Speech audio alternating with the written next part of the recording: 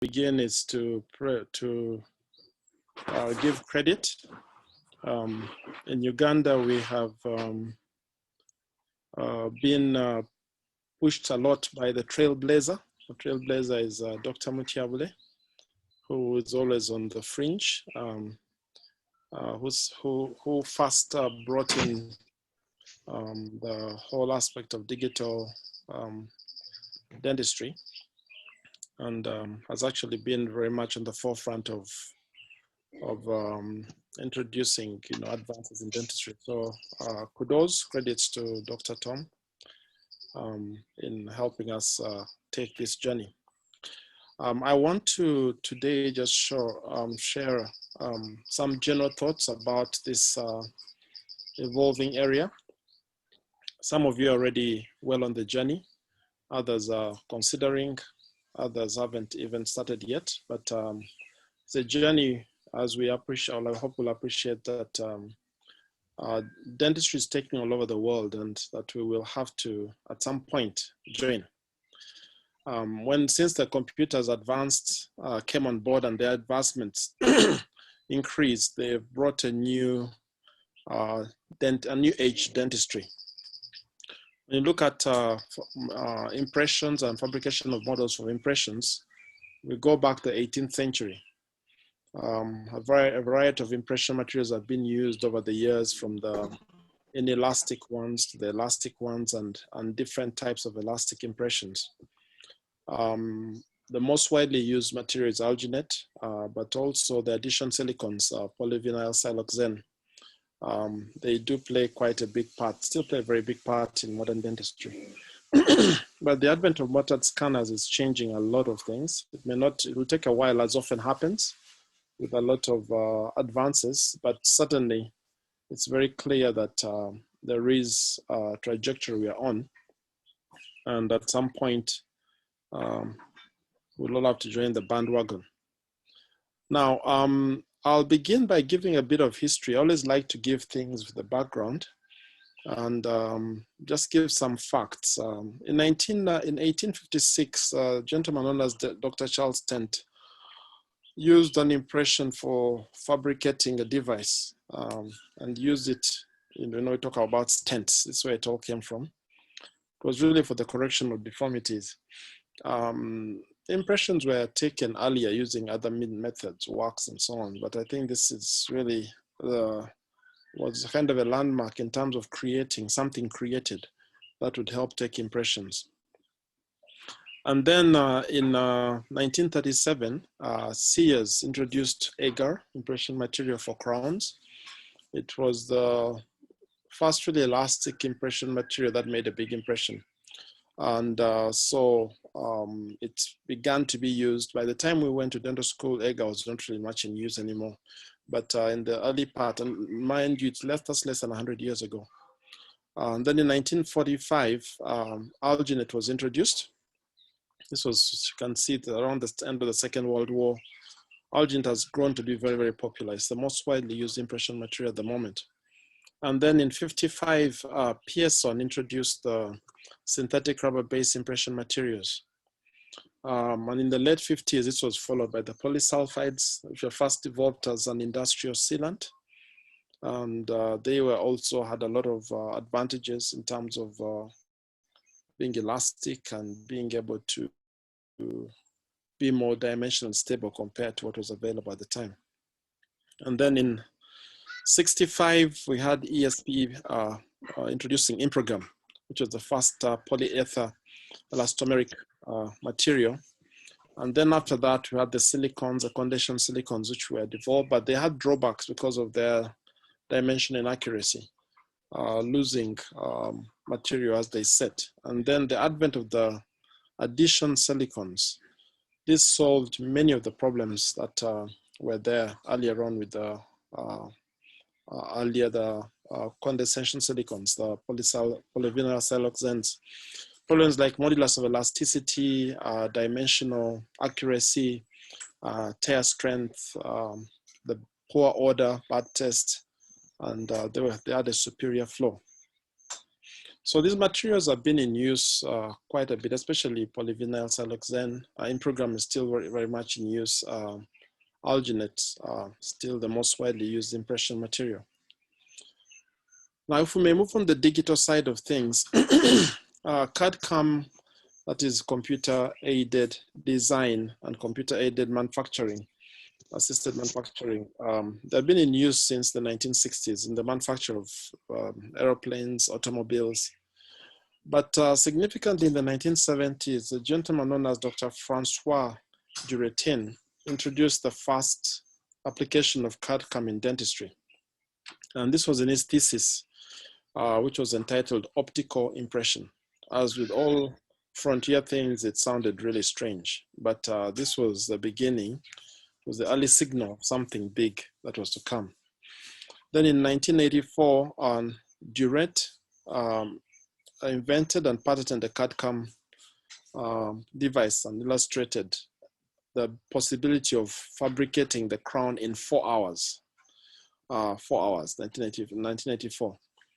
The same time, there was the introduction of CERAC, that is a chairside economical restoration of aesthetic ceramics. That's what it stands for.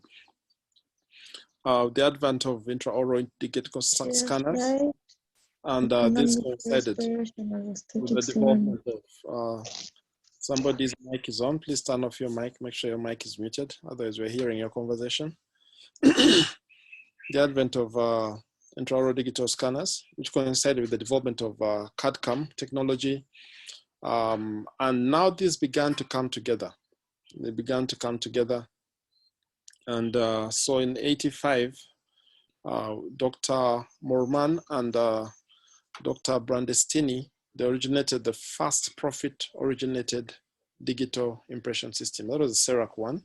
So CERAC was a pioneer in this regard. It had a milling unit to create digital restorations from commercially available blocks of ceramic material in a single appointment. So it was designed for the fabrication of ceramic inlays and onlays. And Dr. Morman also licensed the Serena systems and a number of other systems. In 2001, another company, Cadent, introduced the AutoCAD system. This was for the production of 3D models, virtual setups, and indirect bonding trays. So patient's stone models or polyvinyl siloxane impressions were mailed to this to AutoCAD, the scanning center, where they were processed into a digital file that was now downloaded to the doctor's office network. So things were moving, and then later on, they introduced in-office iTero digital impression system. By 2008, it was capable of full arch intraoral scanning. And when you think about it, this was just about 13 years ago, you know. And so this continued for, there was more that came up in 2012, have an ESPE introduced the definition scanner. So now more companies with many of these inventions or advances, once they are new, they have patents. And so not many companies can go into production, but once the patents get, they last their life out, then you have a lot of companies that come in. Today, I'll mention later, there are many companies that are producing intraoral scanners. 2 years ago, I think it's 2 years ago now, well, the last dental show in Cologne, which I attended, there were so many companies with scanner systems. And that just shows you that things are shifting. And more things will be moving in this direction. Now, why nothing would really gain traction unless it has certain advantages over what is already in place. And this is how scientific advancements happen. You get into a comfort zone where everything is working okay. Then you get a disruptive innovation, and normally nothing will happen unless the new invention carries some benefits beyond. So what are some of the drawbacks of the traditional impression system? let's look at that before we get in earnest with the digital impression systems. So you have, one is volumetric changes, dimensional changes in impression materials. Alginate has a shrinkage, it has expansion by imbibition, it has syneresis. You have materials like which lose like condensation. I mentioned the condensation silicons, which tended to lose, get dimensional, lose the dimensional changes. So that is a challenge. That's a challenge. Number two is expansion of the products. Once you've taken the impression, you pour it with an impression material. The impression material tends to expand. Then we've all experienced impression materials where you have pulling, they pull out, they tear, you find bubbles, you've got to redo the impression, you get voids, and we've just learned to live with that and just redo them. When you take impressions, I'm sure you've all experienced taking an impression, you find that the impression has contacted the tray, and that, depending on what you're doing, that could be an issue. And then separation of material from the impression tray. Some of these materials, like the polycyphals, need to have an adhesive attached to the tray. And then you have temperature sensitivity when it comes to mixing materials, speed of mixing, ease of mixing, and so on. Then limited working time, again, depending on the material that you're using. Now, once you could have taken a very good impression, if the pouring is not done properly, you end up with an inaccurate model. And all these things build up towards how well the final prosthesis will fit. In the labs, you often have over trimming of the model. And then there's transportation. If you don't have an in-house lab, the material has to be transported to a lab, and in the process, things happen. You know, whether it's by car or border, or all kinds of things happen. Or sometimes you're sending work abroad, things happen along the way. And when it comes to taking impression itself, I'll never forget my experience in my final exam.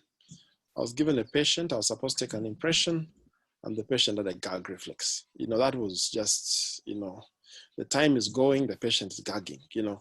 Now you've had it probably in less strenuous circumstances, but you've all experienced a situation of patient gagging during impression making. So those are things that we find ways to go around. So then in comes the intraoral scanning technology, intraoral scanning, which has some advantages over those things I've mentioned. We'll go into the advantages quite a bit later. But basically, every intraoral scanner has three main components. By the way, digital intraoral scanners are considered class 1 medical electrical devices. Class 1 medical electrical devices. These have to do with the way that they're earthed and they're put in that class. And this is according to the American National Standards Institute, ANSI, and the International Electrotechnical Commission. ANSI is the prevailing, it's the main regulating body, standards body in North America, whereas the IEC predominates much of the rest of the world. So every scanner has three main components. One is a mobile workstation, which to support data entry. So there has to be a workstation of some sort. It could be a laptop as well, because it can be separate, or it can be a scanner fixed to a monitor. Then there is a computer monitor to enter prescriptions. When you scan, it goes to a monitor. You can see and then approve the scan or review digital files. If you've taken a scan, you can review them on the screen. And then there has to be a handheld wand, camera wand, that is used to collect the scan data in the patient's mouth. And the goal is to record three-dimensional geometry of an object with precision. So it's not like a photo. The photograph, you just get 3-dimension, put into 2 dimensions. A bit like the OPG X-ray, or the X-ray that you take, or just the PA, 3-dimensional structure is put into two dimensions. But when you do a 3D, for example, you're able to see the image in 3 dimensions. Now, a scanner, the goal of this is to record 3-dimensional geometry of an object with precision. To gather surface data, energy from either a laser lamp or a white light is projected from the wand to an object and reflected back to a sensor. So that wand gives light and also has a sensor, which gets back the reflection, or a camera that's within that wand. And it's technical. I've just included the technical aspects for us to get a sense. If you go into the technology manufacturing, then you can read it in detail. But I've included so that for us to get a sense of what actually happens when a scanner is used. So based on algorithms, tens of hundreds of thousands of measurements taking place per centimeter, they result in a 3D representation of the object's shape. And the technology used by the wand to capture the surface determines the speed, measurement speed. That's how fast it is, the resolution you get, the accuracy, all that's the technology in the wand. There are 4 main types of imaging technology that are currently employed, and I'll just run over them quickly. There are 4 main types of technology. One is called triangulation. This triangulation measures the angles and distances from known points with the projected laser light. So the distance between the laser source and the sensor, while the laser source and the sensor is known now, so this is used to determine distance from outside the wand. So as the light reflects off the object, the system determines the angle of reflection and therefore the distance from the source to the object surface. And according to different theorem, so to not provide a very predictable light dispersion, this is where with some systems you need powdering, and I'll talk a little bit about that later. So that is one type of technology used in these systems. Then you have the parallel confocal imaging. Now with this one, laser light is projected through a filtering pinhole, the one to a target tissue. In this case, it's in the mouth. And the sensor is placed at the place of focus, which is called the confocal imaging plane, which is relative to the target. Then a small aperture in form of the sensor blocks any light from above or below. So you do have some out of focus light there, which is discarded. Only focused light reflecting on the target will re-enter the filter and reach the sensor for processing. Now, of course, with all these technologies, you don't have to know all this stuff, but if you really wanted to know it, you can find out what kind of technology the system you're interested in uses. There is another one called the accordion fringe interferometry, it's AFI. AFI. This one uses two light sources, which you can see there, to project 3 patterns of light, which are called fringe patterns, into the teeth and tissues. So as a fringe pattern hits the surface, it distorts and takes on a new pattern based on the unique curvature of the object. And so that's called, the distortion is called the fringe curvature. And these are recorded by a high definition camera. And so that is very briefly how it works. And then the 4th one is the 3-dimensional in-motion video. This uses a high definition video camera with trinocular imaging. That means 3 tiny video cameras at the lens to capture 3 precise views of the tooth. Behind is a complementary metal oxide semiconductor behind the cameras, which converts the light energy into electrical signals.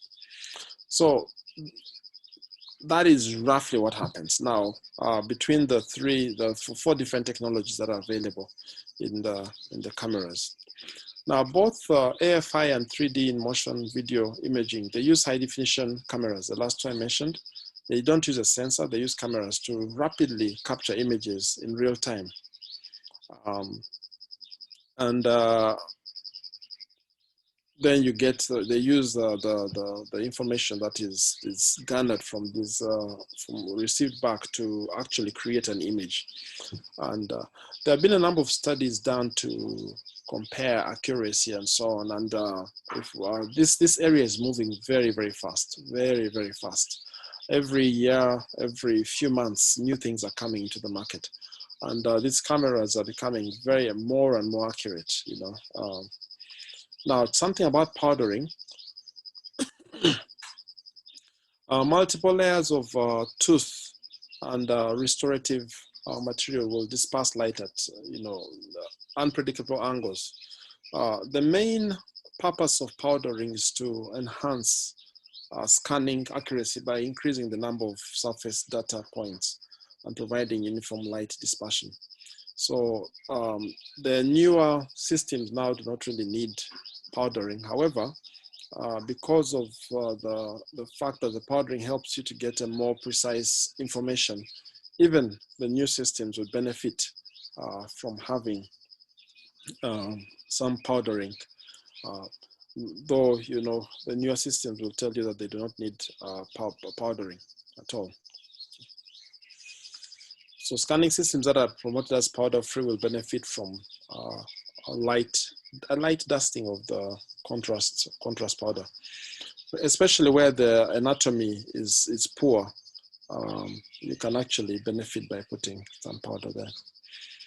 Of course, you need to follow what the manufacturer tells you, but you can also experiment when you get a system to use. So let's move on then to the more interesting stuff, and that's the clinical applications.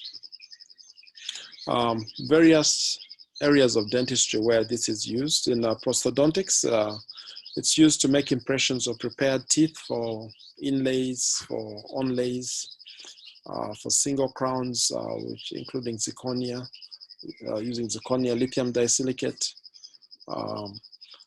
used as getting a framework for partial, fixed partial dentures, provisional restorations for fixed bridges and implants, partial removable dentures, use post and core. They can be used for all this. And with the lab now, with CAD/CAM in lab, there's a lot of things that can be done. As you can see in the images there, it's now, you can also 3D print dentures now. Full dentures can be 3D printed.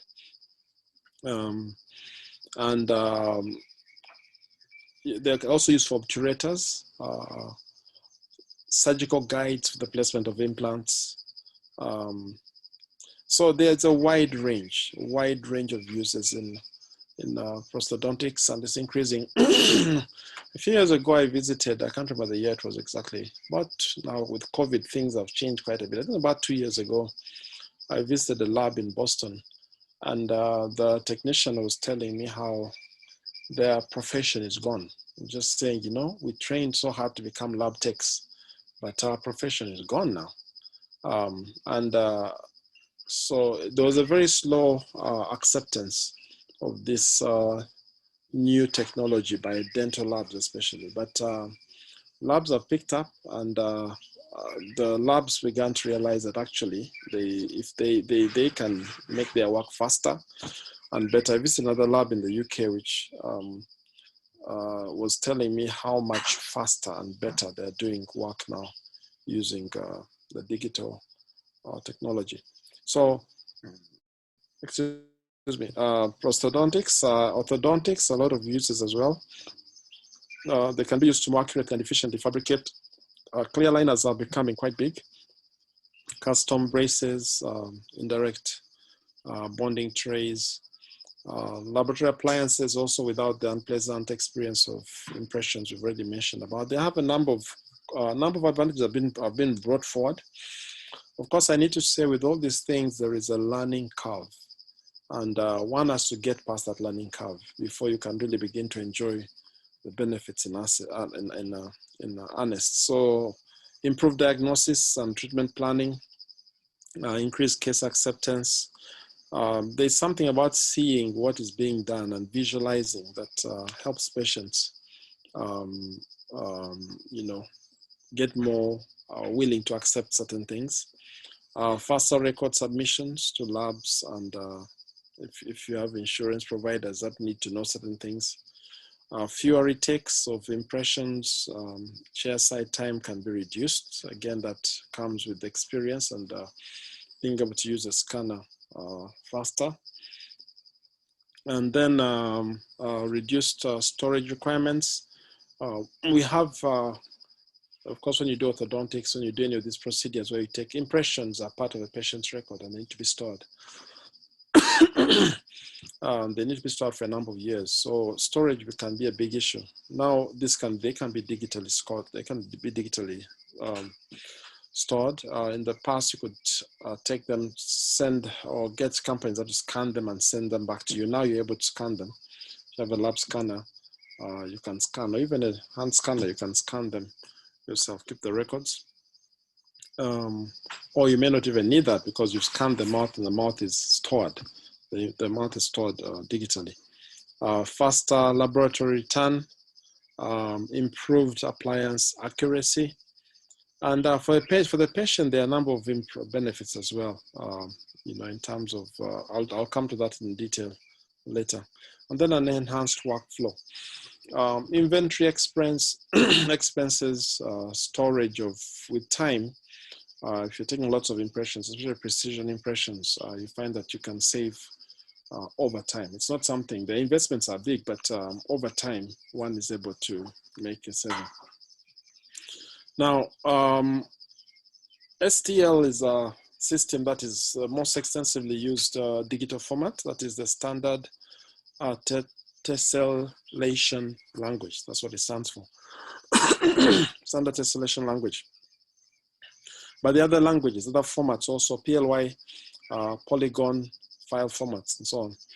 Now it's now possible to integrate scan information with cone beam computed tomography, CBCT, and digital imaging, and even diacom files. So a number of that has opened up a whole new range of possibilities that both for orthodontics and for prosthodontics. So this is also a very fast moving area. And I know there's been a presentation here by Dr. Tom on surgical guides. That is all the new possibilities that are now possible because of advances. So now 3D printing progression, 3D printing used to be quite expensive. The materials are becoming, the machines are becoming cheaper and cheaper. And so slowly in the labs, you're getting more and more digital labs where you replace, to a large extent, you can replace Jim-Sam lab. If you have a digital scanner and the lab is digitally prepared as well, you don't even have to take an impression. You can just send the file to the lab. The lab will receive the file and produce some of the prosthesis without intervening. It's still possible also to have an impression taken and scanned. Then from there, the model is digitally produced in the computer. So this is a very fast moving area in dentistry. And then, what about laboratory liaison? This depends a lot on the system that you use. An open connection system means the lab can work with any CAD/CAM system that accepts STL, which is a standard format. So you hear about the open systems and the closed systems. The open systems enable you to, you can take a scanner, scan say through with one wand or machine from one company and still be accepted by a lab, depending on the language that is written in. So those are things to look out for when you're looking at what to buy.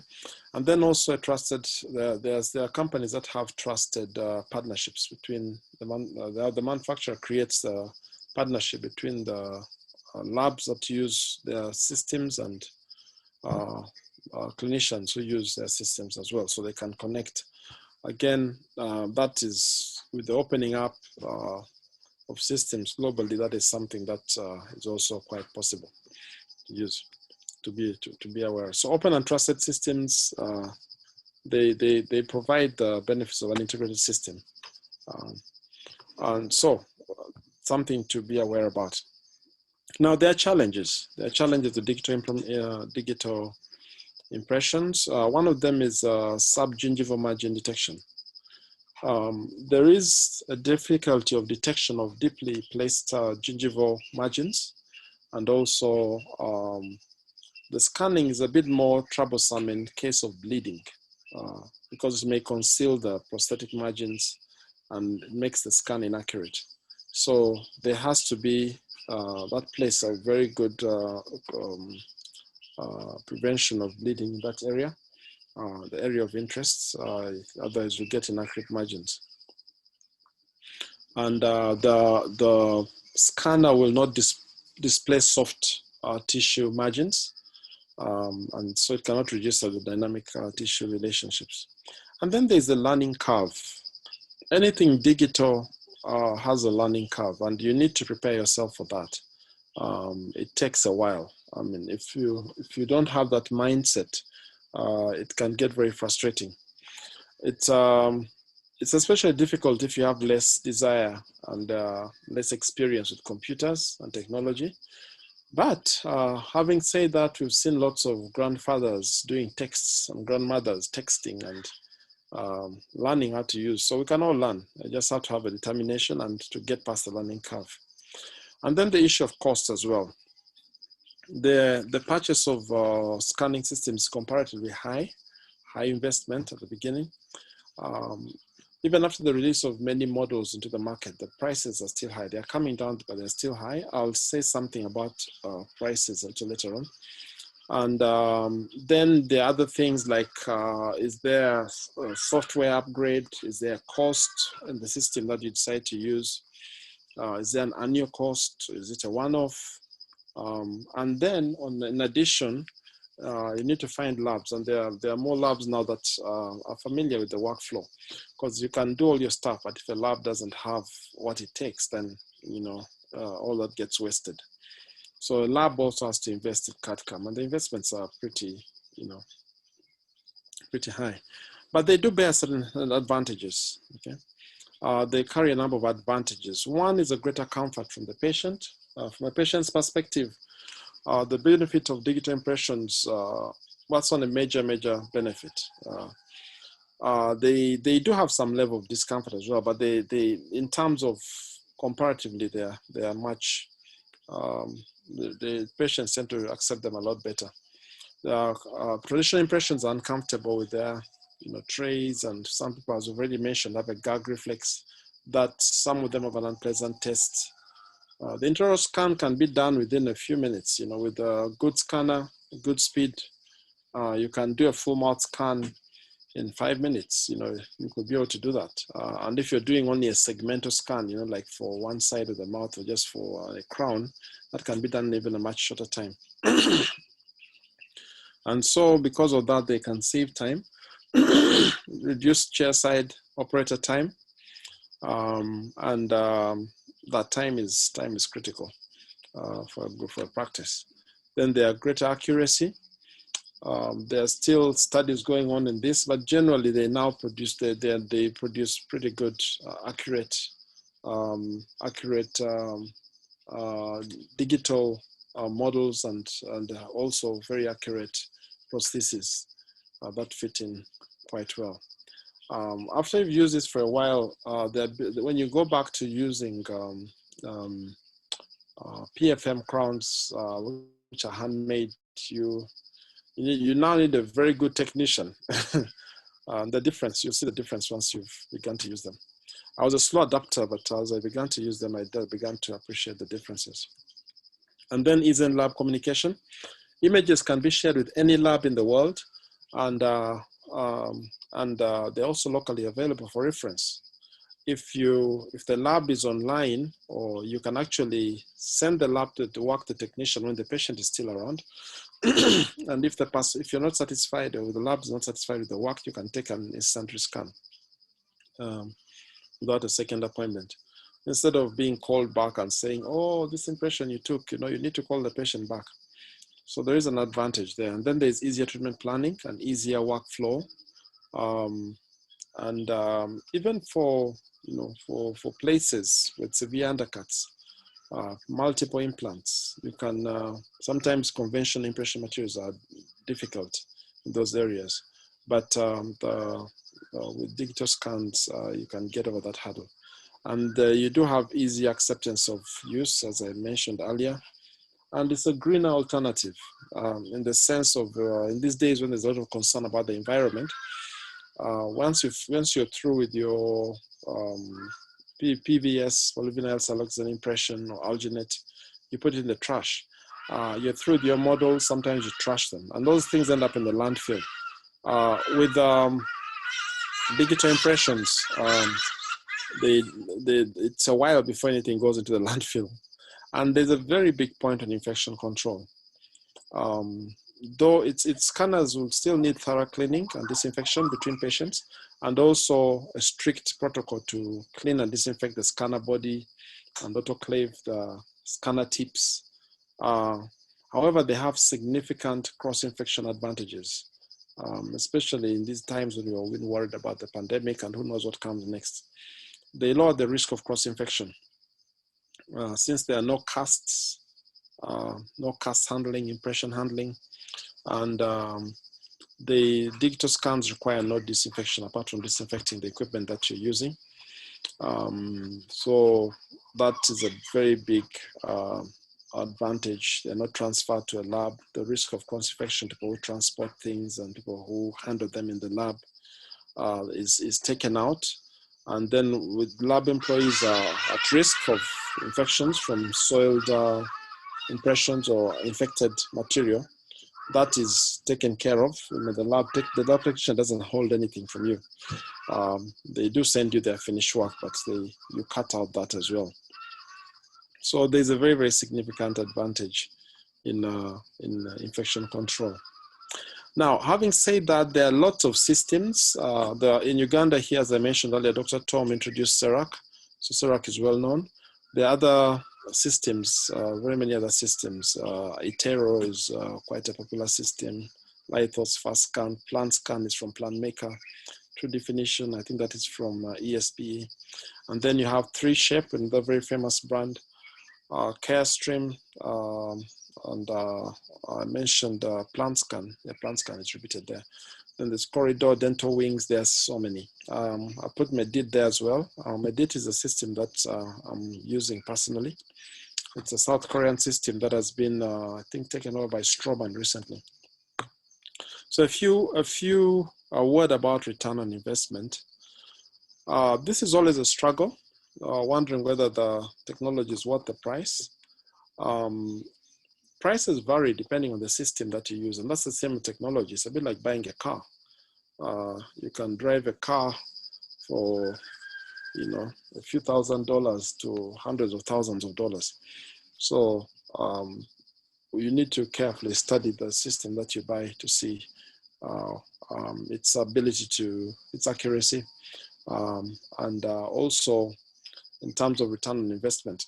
So figures vary from tens of thousands of dollars to, well, maybe from the digits under $20,000 to over $30,000, depending on what system you choose. But if you're doing a lot of this work over time, you'll find that eventually you should have a return on investment. I've just made an investment, so I cannot speak authoritatively on this matter. But from the research that I did, there would be a return on investment. And bearing in mind also that if you have a cut on time, then that is also something which may not be quantified, but you can use your time to do other things as well. I need to come to a conclusion now, and the intraoral scanners have a number of advantages over conventional impression procedures, and they improve patient as well as operator comfort. They reduce the number of visits, and they improve practice efficiency. And because of these undeniable benefits, intraoral scanning is going to become more routine in the near future. It's already in the country, but as time goes on, this is going to become routine. And it was great to see a donation made by Dr. Tom to the Magara Dental School, school for the students to get introduced to these things. They still have to learn the traditional way of doing things, but as time goes on, give it another few years coming down, more and more the way things move, you'll find that intraoral scanning will become more commonplace, and the prices should also come down. And the fact that there can now be there's a merging of CBCT and ICOM files. This is opening up a whole new world in the 3D printing. There's a whole new world that is being opened up. Now there's a video which usually they don't show very well online. So I'm just going to post it on the Dental Social Group. You can watch this if you haven't watched scanning. I'll post it immediately on our chat group for the Dental Association members, so you can watch a scanning taking place. I have to declare my conflict of interest. It's a scanner using Medit, which is a system that I use. So thank you very much for your attention, and back to you, moderator.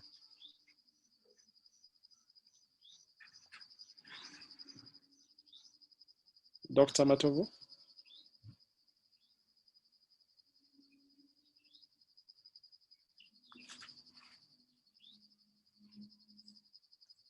I'm through.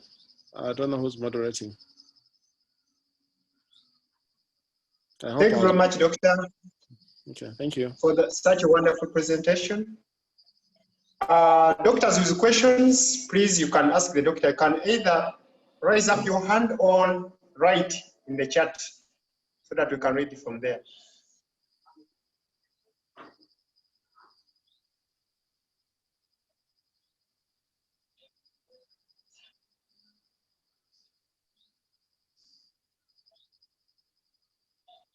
Can I just confirm that I was clear all through? You know, when you're talking and you go off, you don't even realize. I hope I came through clearly all through the presentation. You have been very clear, Doctor. Very good. Thank you.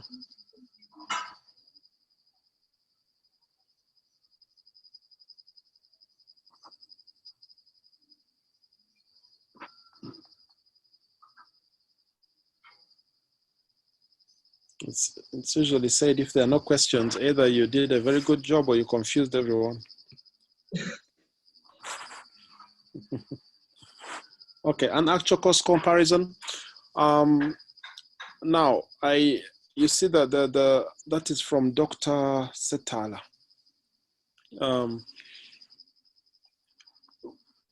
I don't have the figures for all the different systems. I mean, and I think you could actually contact Dr. Tom is online. He can give you the costing for CERAC. I can give you the costing if you contact me for Medit. But there are many other systems. And as I said, it's a question of you know, when you go to buy a car, for example, you have certain things you want. So you would look at what you want and then you determine. So it will not be, I mean, I think that the best thing is actually do your asking around. That is Doctor, I think that would be my answer for that question.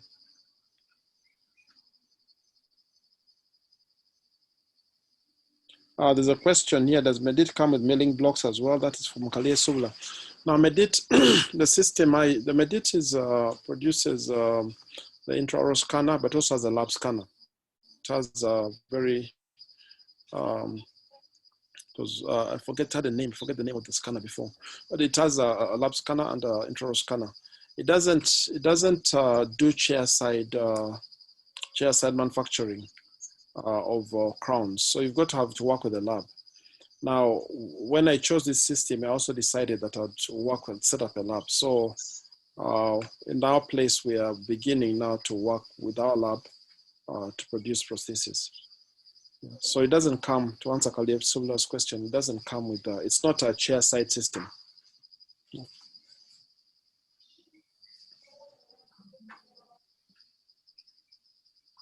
Why did I pick Medit? Well, there are a number of different reasons. I shopped around, looked at the technology that is involved. As I said, it's a South Korean system. I just recently, Stroman took a big stake in it. So Stroman has taken over certain aspects. Stroman is a European system. I looked at the costs. I looked at the reviews that were done.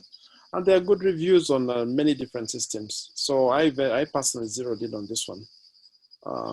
And that's why I chose it.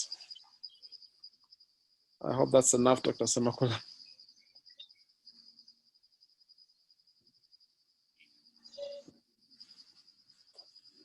Okay.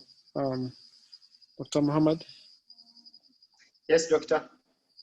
I'm just trying to read the questions, but there may be others, but you're in charge of this session. Yeah, no, I'm not seeing any more questions, doctor. Maybe.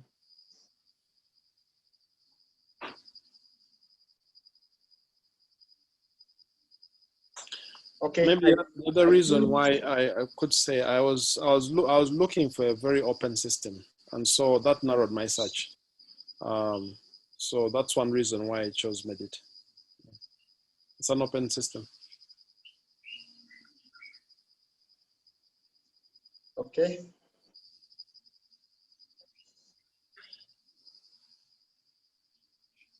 All right.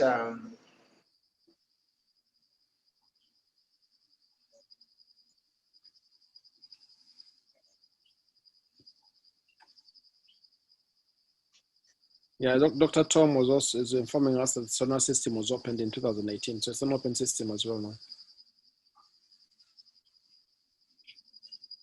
Okay. At the time I began looking, it was closed, so it was one of the things that helped move me from a decision at the time. I began looking a while back. All right. I think I'm done. I'll hand back to the Dental Association. Thank you so much for your attention, and all the best as you receive the future. Thank you very much, doctor.